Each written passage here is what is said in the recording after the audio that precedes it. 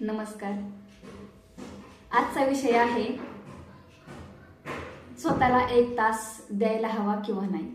Yes, तर मी तर सांगेल की स्वतःला 1 तास द्यायला हवा. आता तो तुम्ही ठरवायचंय हे सगळं माझं ऐकल्यानंतर की स्वतःला 1 तास द्यायला हवा किंवा नाही. तर यस, आपण घरातून ज्यावेळेस बाहेर निघतो, कामाला जातो, जॉबला जातो, कोणी बिझनेस करत असतं, त्यावेळेस आपण जेवढ्या आपल्या जवळच्या इलेक्ट्रिकल वस्तू आहेत आपण त्यांना चार्ज करतो.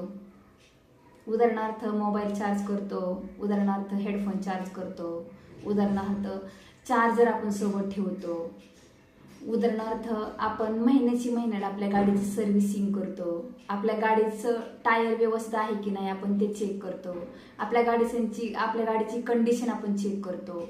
आपण ह्या सगळ्या गोष्टी वापरत असतो आणि वापरत असताना आपण त्या गोष्टीची काळजी घेतो.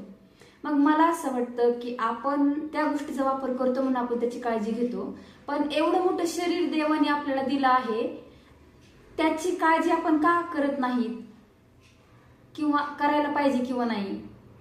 काळजी करायला पाहिजे, कारण की तुम्ही जर तुमच्या शरीराची जर काळजी केली तरच तुमचं आयुष्य वाढणार आहे आणि ते आयुष्य तुम्ही हेल्दी आणि हॅपी वातावरण म्हणजे हेल्दी आणि हॅपी लाईफस्टाईल जगणार आहात.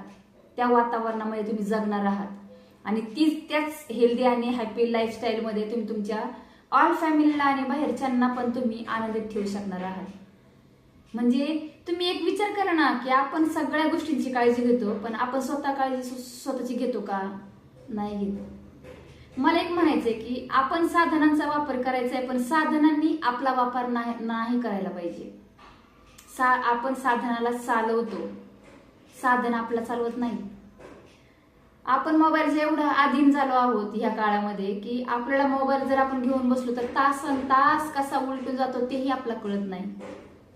हे चुकीचं आहे किंवा बरोबर आहे, तुम्ही एकांतात बसून विचार करायचा आहे आणि हे ठरवायचं आहे की तुम्ही स्वतःला वेळ द्यायला पाहिजे किंवा नाही. तर कारण की स्वतःला तुम्ही वेळ नाही दिला तर खूप काही अडचणीला आपल्याला सामोरे जावं लागतं.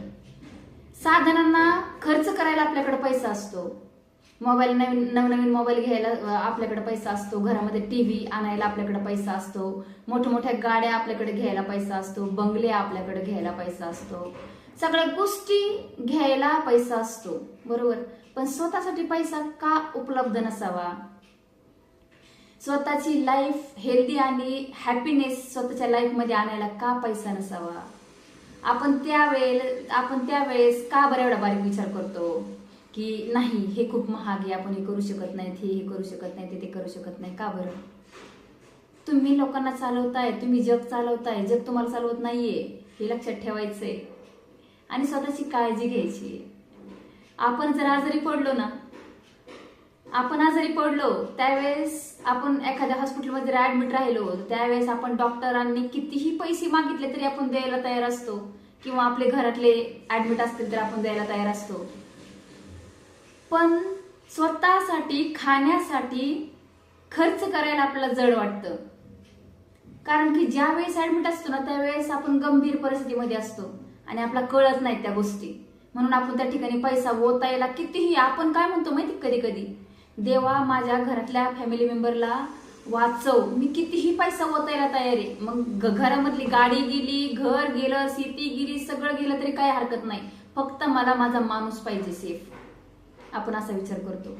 स्वतः बेडवरती असताना आपण काय विचार करतो ते आठवा. तुम्ही बेडवर नसताल तर ते पुन्हा डोळे पुढे आणा की आपण असं झालं तर काय होईल म्हणून, आणि जे येऊन गेले त्या कंडिशन मधून त्या लोकांनी विचार करा आणि जगा, स्वतःसाठी जगा. Yes, thank you so much.